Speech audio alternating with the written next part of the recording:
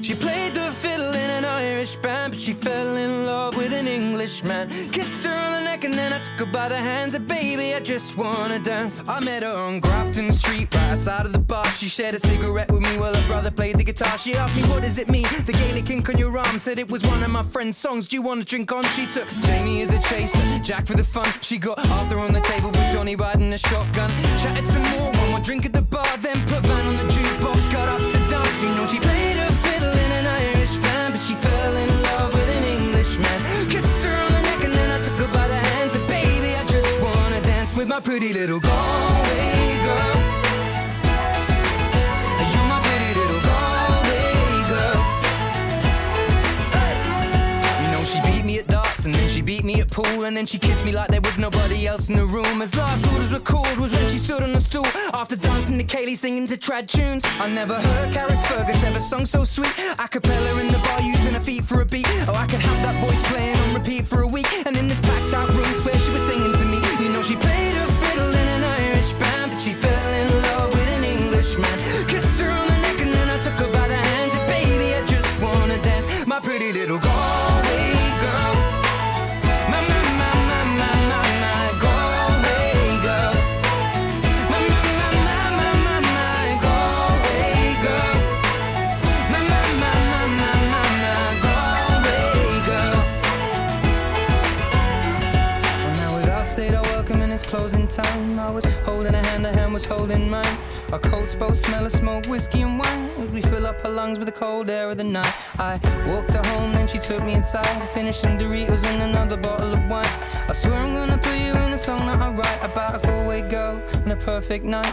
She played the fiddle in an Irish band, but she fell in love with an Englishman. Kissed her on the neck and then I took her by the hands. And baby, I just wanna dance, my pretty little Galway girl. My Galway girl. My Galway girl. My Galway girl. Hey!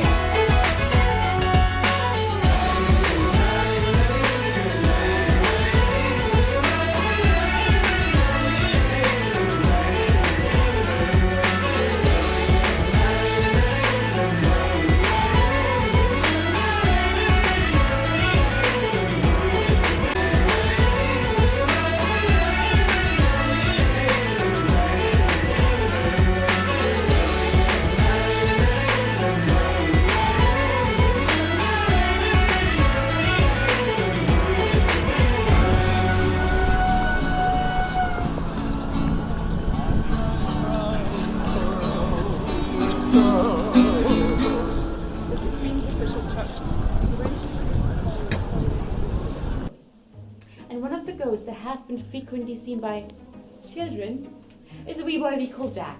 Jack is between 5 and 7 years old, described with blonde locks and a fancy blue suit, so that doesn't really fit the description of an orphan who would have definitely lived down here. And a psychic who visited us a few years ago told us that Jack lost his way in 1809 looking for his toy and never finding the exit again.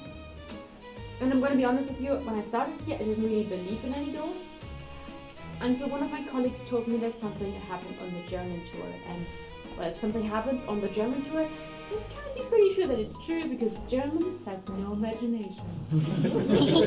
And I'm allowed to say that because I'm German, so it's less racist. Yay! So Lydia was here with a handful of people and this lady with her wee boy. He must have been 6 years old, clearly afraid of the dark. So Lydia turned to this lady and asked her, "Are you sure you want to go into the darkness with your boy?" And this lady, being a proper German mother, was like, "Yeah, sure, it's gonna be so good for his character, we're gonna go down." And they did. And the boy was clinging to her hand throughout the tour until they got into this room and he went straight into the darkest corner. And that's usually how horror stories start, right? So Lydia turned to the boy and asked him, "What are you doing there?" And the boy said, "I just want to know where the other boy went." Yeah, and it's not just children who can see Jack, it's also their mothers, or trustworthy people in general. Teachers, police officers, good police officers, and everybody has told us they had felt a cold spot on their hand. So if you want to scratch out your hand, see for yourself, You feel the cold spots and you feel it. First of all, congratulations, you're a trustworthy person, I guess. And second of all, please don't be scared, because that's probably just Jack. And Jack is not the only ghost we have in here. When we first found this room, we found glass shards, nails, tools, and we thought maybe this was the workshop of a cobbler. We got proof of that when somebody pointed out to the wax figurine looking extremely lifelike. And then a few weeks later, another lady came up to us saying, "The actor in this one corner, he doesn't say a single thing. Is that part of the show?" Well, I don't know if you can see anything over there, but everybody who has seen the cobbler says that he's a very short man with a bald head and a leather apron around his huge belly. And, well, he's always seen working on a new pair of shoes, which we can't really understand, because the light conditions must have been horrendous back in the place. But then we thought, well, we bring more than 100 people down here every single day, so maybe he's just really enjoying the fashion from all over the world. So we like to humor our cobbler and show him what our guests are wearing, because he is really interested in leather goods and also Velcro, because he's never seen that before in his life. He's not too fond of crooks for some reason.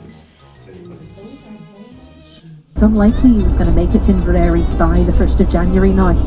Simply Inverary, as I said, 45 or so miles to the left, to the west, simply over some of the highest mountains and down through some of the steepest glens in all of Scotland between here and there.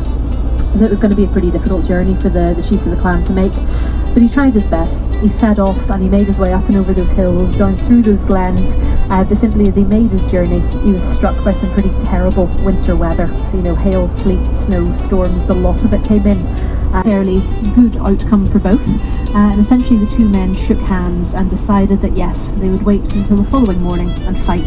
So for one last night, the the Campbells went back. 1692 marks what we call the massacre of Glencoe, simply one of the worst atrocities of the Jacobite risings.